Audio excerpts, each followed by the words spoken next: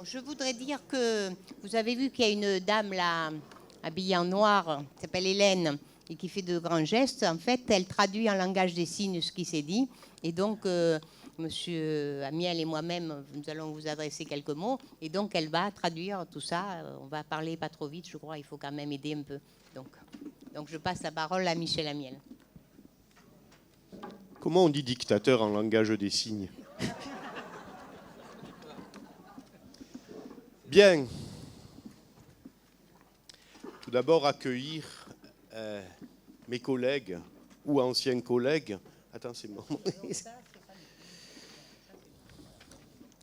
Mireille Jouve, Jean-Noël Guérini, sénateur des Bouches-du-Rhône. Et je suis fier d'être sur la même liste et de l'avoir été dans les Bouches-du-Rhône, et je le dis alors vraiment sans aucune hésitation. Joël Mancel, maire de Beaurecueil, Claude Picirillo, maire de Saint-Victoré. Lui, en général, il ne parle pas de dictature, il parle de démocratie dirigée. Hein, c'est ça, Claude?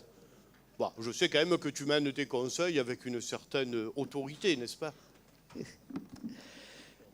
Hervé Fabre-Brespi, maire de Cabriès, André Molino, maire de Septème, Georges Christiani, maire de Mimé, président de l'Union des maires, Rosie Inaudi, Claude Jorda, conseillers départementaux, Marion Padellini, suppléante de Mohamed Lakila, député des Bouches-du-Rhône, Père Aligé. En me tournant tout d'abord vers vous, mes chers collègues, je suis heureux que vous soyez auprès de moi parce que vous représentez des couleurs politiques différentes. De la gauche, plus à gauche que moi, à la droite, plus à droite que moi, et ça pour moi c'est une fierté. Pour avoir présidé pendant pas loin de 10 ans le centre de gestion, et Georges, tu viens être élu à la tête de cette institution, je crois pouvoir dire qu'une fois le temps électoral passé, c'est la règle du travail, la règle de la courtoisie. À croire que tout le monde ne respecte pas ce genre de pratique.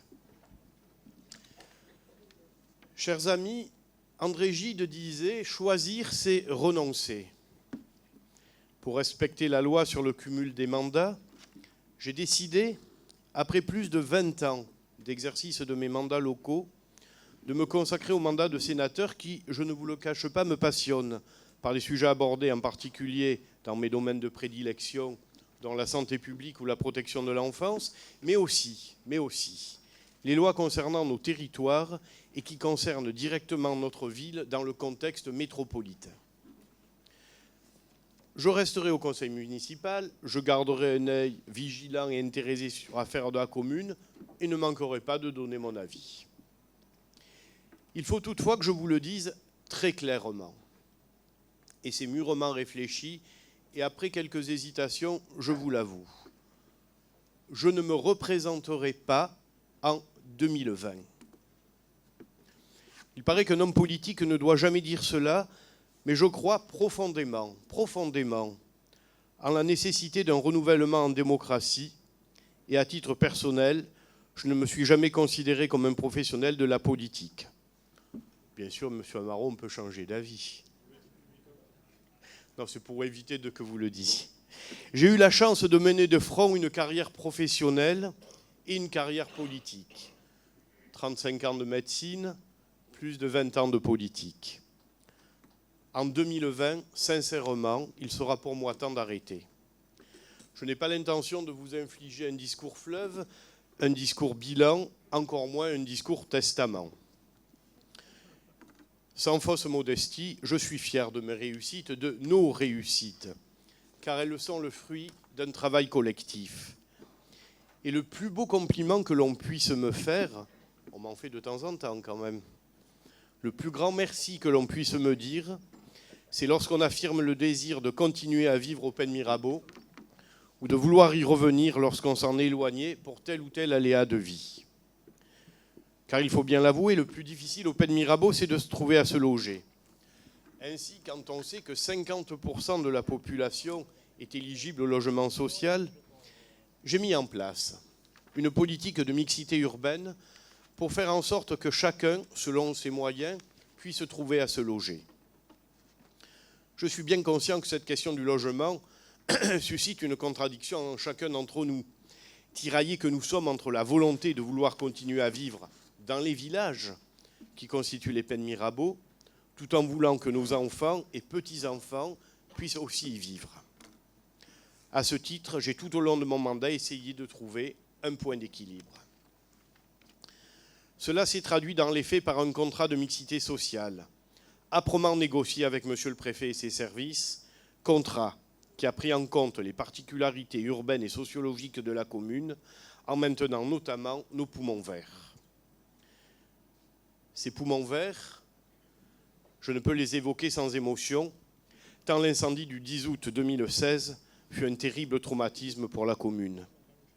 Nous avons travaillé tous ensemble, dans l'urgence tout d'abord, puis dans la reconstruction, pour faire en sorte de continuer à vivre.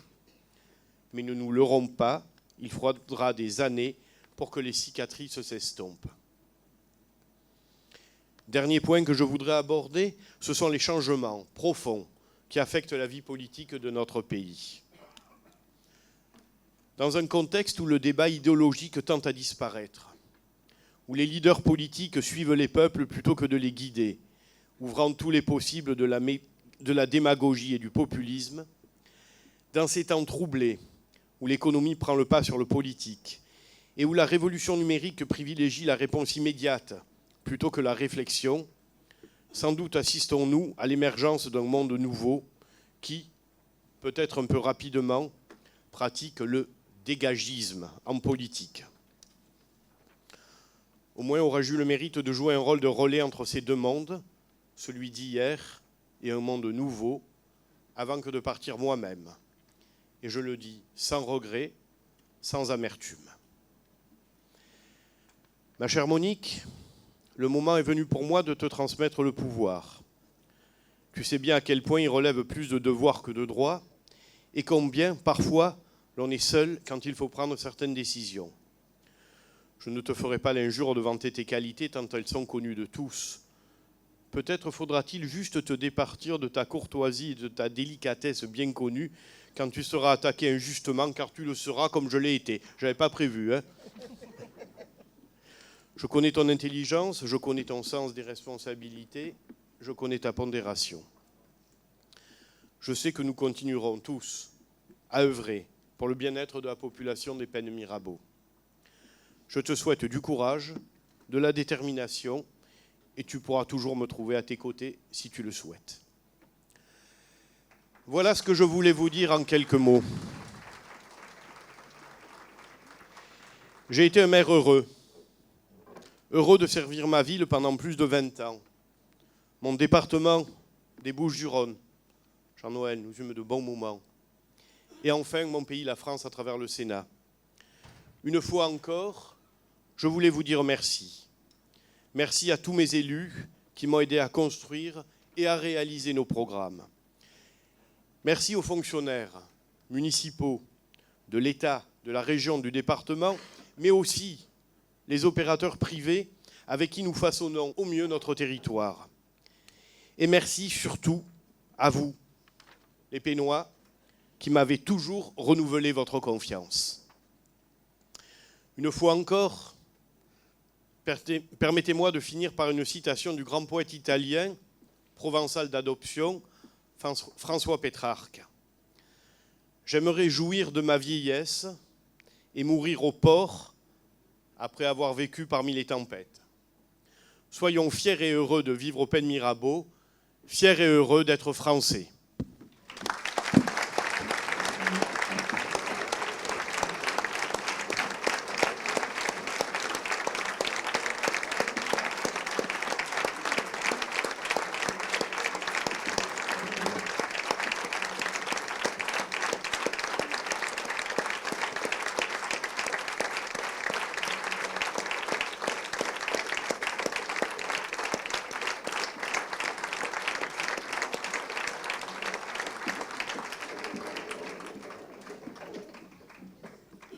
À mon tour, je souhaite vous exprimer quelques idées aussi en ce jour, mais d'abord, je voudrais non pas pour répéter la liste, mais remercier moi-même aussi directement tous les élus locaux et nationaux qui sont venus ce soir. Bien sûr pour Michel, mais je pense aussi, j'en profite aussi, quoi, voilà, si on peut dire.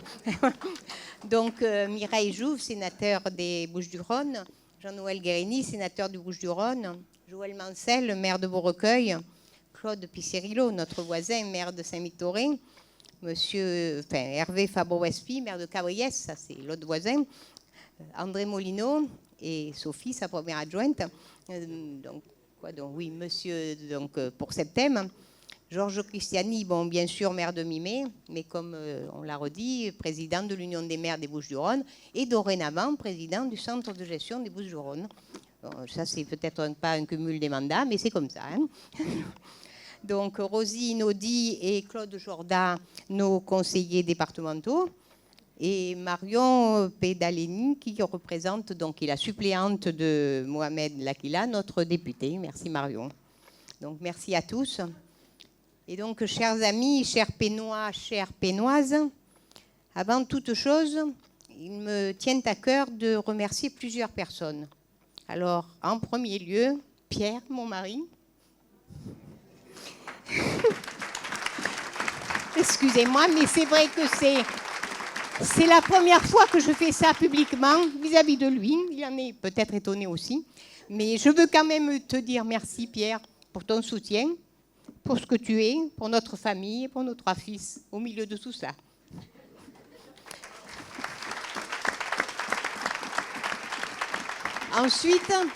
Ensuite, je veux vous remercier, vous, mes chers collègues, qui venez de m'élire maire des Pennes Mirabeau. Je tiens à vous dire que la confiance que vous m'apportez est bien réciproque. Et l'équipe que nous formons va pouvoir poursuivre la réalisation de nos projets de mandat à la fois activement et sereinement. Ensuite, je souhaite remercier tout particulièrement une dernière personne. Chacun, probablement ici ce soir, a connu dans sa vie quelques personnes qui ont marqué sa propre vie. J'ai de mon côté rencontré à la fin du siècle dernier l'une d'entre elles pour la première fois lors d'une réunion de parents d'élèves. Nous étions parents d'élèves. Et je parle bien sûr de toi, Michel. Plus tard, en 2001, je suis venue toquer à ta porte pour te demander de faire partie de ton équipe municipale. Alors qu'avant, j'avais fait carrière dans le privé, j'ai eu le privilège d'apprendre le fonctionnement de la vie politique à tes côtés. C'est notamment en te côtoyant que j'ai compris la signification profonde d'une expression que tu emploies souvent, faire de la politique au sens noble du terme. Ça veut dire beaucoup de choses et ça ramène au sens propre de politique, tout simplement. Ainsi, ce n'est pas, comme tu l'as rappelé tout à l'heure, une coïncidence si par 3 fois, tu nous as mené, ton équipe municipale, à la victoire au premier tour et avec largement plus que 60% des suffrages. Alors aujourd'hui, ce soir, si tu n'es plus le maire des Pennes Mirabeau, tu restes une figure incontournable de notre ville, que ce soit par tes réalisations, par tes expériences ou tout simplement parce que tu es en tant qu'homme. Et à ce titre, bien que tu le saches déjà, je suis heureuse d'annoncer à notre auditoire de ce soir que tu seras désormais maire honoraire de la ville des Pennes Mirabeau.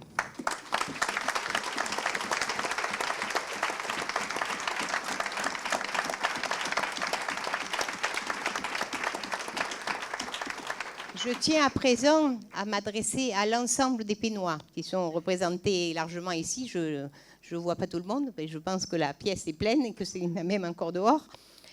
Alors aujourd'hui, vous changez de maire.